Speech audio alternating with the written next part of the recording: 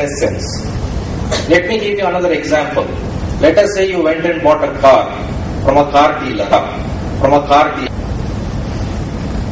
Today, half the dealers do not remember your name, do not remember your address, do not remember your preferences, do not remember what you really bought and when you spent and what are your preferences, etc., etc.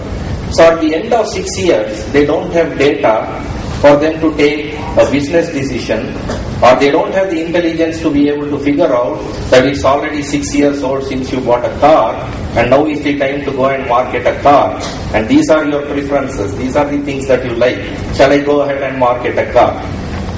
What I really mean to say with all these examples, and there are many examples, so I just want you to think a little bit from your daily life, what is data relevant, how is data relevant, how is information helping us make better business decisions, and how important is storing this data and making sure it is secure, safe, and it is available all the time. How important is it to consolidate all this data from wherever you are? For example, if you are an organization, I may be buying, let us say, stationery in India at $10, whereas stationery may be costing me $5 in some other country. But the fact, because as Mr. Prabhu said, the information is siloed, you cannot make a very quick decision as to which is the best place to buy paper or stationery from. So I just want you to go back and think a little bit. I will leave you with that. All my friends have said, yes, we have a lot of data, it is growing. Having historical data is important. Having examples is important. Ability to make business decisions is extremely critical to running business smarter, and therefore storage becomes extremely critical for running a business efficiently. With that, let me hand it over. Very good. Wow. Good examples. So my name is Mohan and I come from Mindtree. And when you saw a presentation from Tom, you saw some digits, just continuously increasing. That's the data size. It's incomprehensible. The growth is exponential, and I don't know even how to count the number of digits there. And even if you really look at TCS, 127,000 employees, how huge the information growth may be. So it is incomprehensible. But let me give you a simple example so that you can understand. I joined Mindtree when it was 2,500 lines. It has now grown to 8,000. So simply, whatever may be the bare minimum stuff, the data requirement is into 3 times. Now the email size of the total storage capacity in the 3 period is increased because of the the size of the emails nowadays is large. It is multiplied by 3. So it is increased by 3 times. So the total data requirement is increased by 3 into 3, 9 times.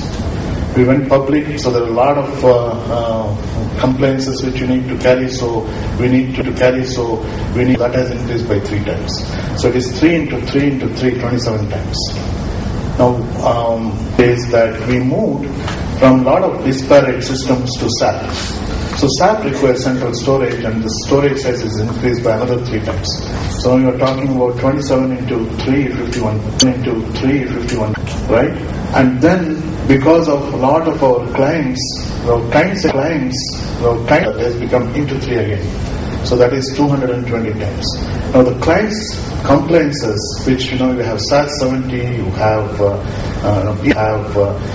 lot of data that needs to be stored. So into 3, 660 times. It has increased from 2,500 to 8,000 people. Simple terms. I'm not even looking at the complexity. 660 times. So that enormity of the data growth. Challenge is managing this data growth. Managing this data. How do you set data? How do you is addressed, is secured? How do you back up this data? So you need just to back up this data, tape backup.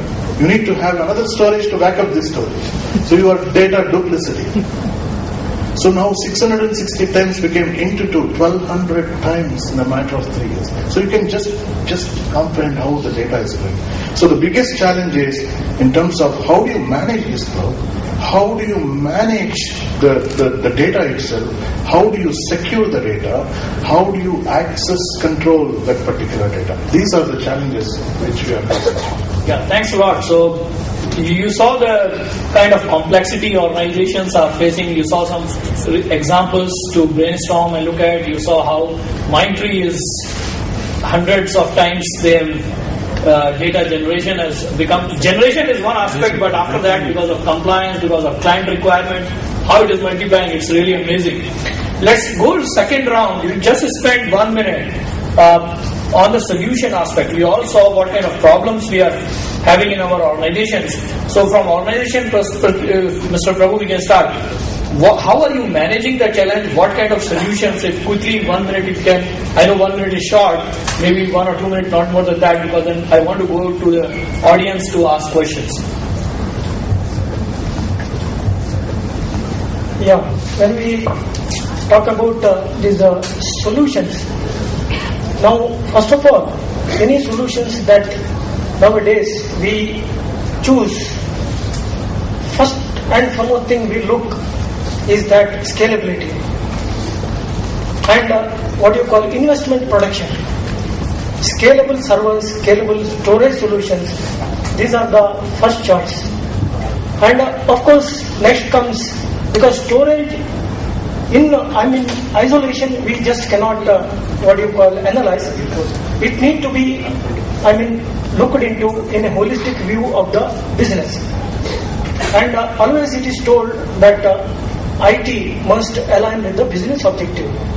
Now how quickly my storage is able to give me do the IOs throughput, how quickly I am able to back up my data, and how my data storage is able to cope up and